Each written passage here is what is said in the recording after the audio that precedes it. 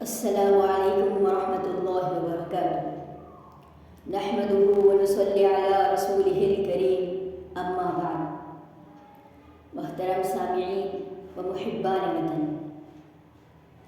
سب سے پہلے میں یوم آزادی کے اس عظیم قومی دن پر آپ تمام کو مبارکباد پیش کرتی ہوں۔ آج ہم 76واں یوم آزادی منا رہے ہیں۔ انڈیپینڈنس ڈے کے اس موقع پر میں اس ملک کی آزادی کے بارے میں کچھ کہنا چاہتی ہوں۔ یہ ملک 15 اگست 1947 کو آزاد ہوا۔ یوم آزادی کتنا فرحت بخش نام ہے۔ 15 اگست کے تصور سے ہی دل مسرت و شادمانی سے لبریز ہو جاتا ہے۔ کیف و نشاط سے دل جھوم جھوم جاتا ہے کہ آج ہم آزاد ہندوستان کے آزاد شہری ہیں۔ اپنے وطن عزیز کا ذرہ ذرہ ہمارا ہے، اس کے چپے چپے پر ہمارا حق ہے۔ یہ گلشن وطن ہے، چمن امن ہے، باغ عدن ہے، یہ پیارا پیارا ہندوستان آج آزادی کی سانس لے رہا ہے۔ اس کی فضاؤں میں آزادی کی خوشبو ہے۔ محترم سامعین، 15 اگست ہندوستان کا یوم آزادی ہے۔ اگست 1947 کا وہ دن بھی کتنا دل آویز تھا، کتنا دلکش تھا، جبکہ 150 سالہ پرانی حکومت کا دور ختم ہو رہا تھا۔ تاریخ ایک نیا باب کھول رہی تھی، زمانہ ایک نئی داستان مرتب کر رہا تھا، آفتاب ایک نیا پیغام سنا رہا تھا، مہتاب ایک نیا رخ سنوار رہا تھا، غلامی کی زنجیریں ٹوٹ رہی تھی، انسانیت نیا جنم لے رہی تھی، ایک حاکم قوم گمنامی کے غور میں گم ہو رہی تھی، ایک محبوب و مظلوم قوم پستی سے بلندی کی طرف سفر کر رہی تھی۔ برٹش انڈیا ختم ہو رہا تھا، آزاد ہندوستان زندہ ہو رہا تھا۔ صدیوں پر محیط تاریخی چھٹ رہی تھی، ظلم و بربریت کا رواج ختم ہو رہا تھا۔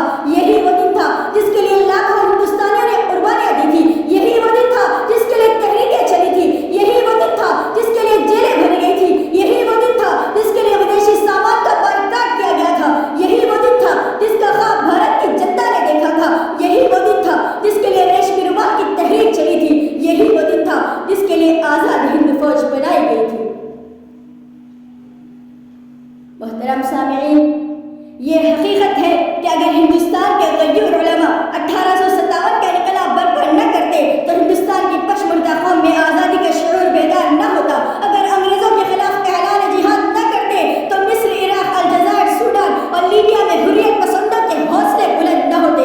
ہندوستان کو یہ بھی فخر حاصل ہے کہ یہاں سامراجیت کے خلاف جو تحریک چلی تھی وہ اپنی نوعیت کی انوکھی اور نرالی تحریک تھی۔ ایک مظلوم قوم نے ظالم قوم کے خلاف پرامن تحریک چلائی، تیر و سنا کے بجائے احتجاج کا راستہ اپنایا، بائیکاٹ کا طریقہ اختیار کیا، اور ہندوستان کو یہ بھی فخر حاصل ہے کہ تحریک آزادی کی قیادت کے لیے علماء اسلام درسگاہوں سے، صوفیاء کرام خانقاہوں سے، نواب قصروں سے، سادھو سنت گپاہوں سے نکل آئے تھے۔ شعراء نے انقلابی نظمیں لکھی، ادیبوں نے انقلابی کہانیاں لکھی، صحافیوں نے انقلابی مضامین لکھے، خطیبوں نے انقلابی تقریریں کی، اور عورتوں نے حکومت کے خلاف پرامن تحریک میں حصہ لیا۔ بچوں نے انقلاب زندہ باد، انقلاب زندہ باد کا نعرہ لگایا، اور ماں نے اپنے بیٹوں کو دیش پر قربان کر دیا۔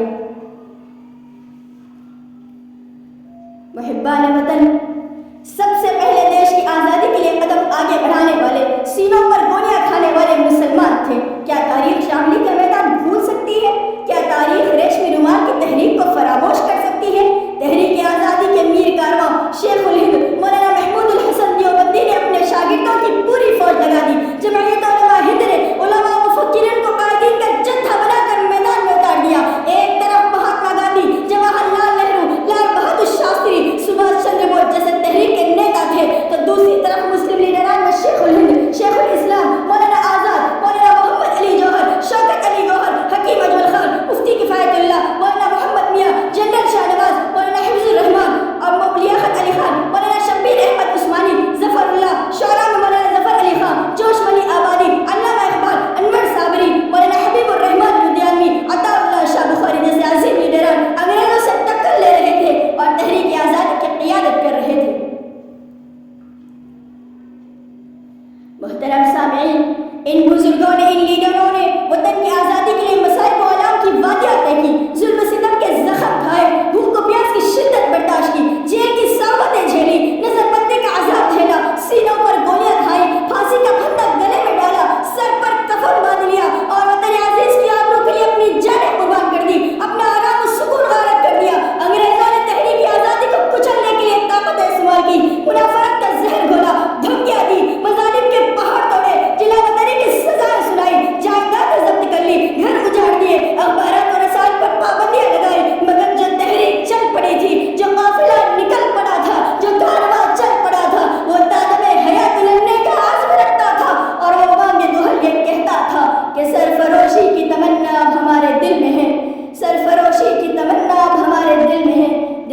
ہی زور کتنا بازوئے قاتل میں ہے۔ محترم سامعین، ہم آزاد ہندوستان کے آزاد شہری ہیں۔ یوم آزادی ہمارے لیے اس لیے نعمت ہے کہ ہمارے بزرگوں کا تحفہ ہے، ہمارے علماء کی قربانیوں کا ثمرہ ہے۔ جو کچھ بھی ہے، جیسا بھی ہے، بہرحال یوم آزادی کا تصور تو ہے۔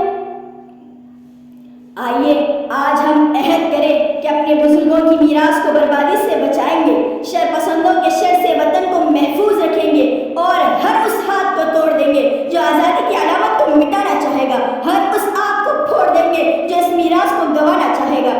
آئیے ہم اپنے عمل و کردار سے آزادی کا صحیح مفہوم واضح کریں، نفرت و عداوت، تعصب و منافرت، لا قانونیت و بربریت، فرقہ پرستی و دہشت گردی کا جم کر مقابلہ کریں اور یوم آزادی کو ایک تحریک کا دن بنا دے، ایک نیا ماحول پیدا کرے، نیا ہندوستان تعمیر کرے، خوشحال اور پرامن ہندوستان، گنگا جمنی تہذیب کا گہوارہ ہندوستان، ہندو مسلم اتحاد کی علامت ہندوستان، شیخ الہند اور مولانا آزاد کا ہندوستان، مہاتما گاندھی اور نہرو کا ہندوستان، علامہ اقبال اور ٹیگور کا ہندوستان، سبھاش چندر بوس اور جنرل شاہ نواز کا ہندوستان، اشفاق اللہ خان اور سردار بھگت سنگھ کا ہندوستان تعمیر کرے اور اخوت و بھائی چارگی، پیار و محبت پیدا کرے اور شانہ بشانہ ہو کر کہے، مذہب نہیں سکھاتا آپس میں بیر رکھنا، مذہب نہیں سکھاتا آپس میں بیر رکھنا، ہندی ہیں ہم، ہندی ہیں ہم، وطن ہے ہندوستاں ہمارا۔ وآخر دعوانا الحمدللہ رب العالمین۔ السلام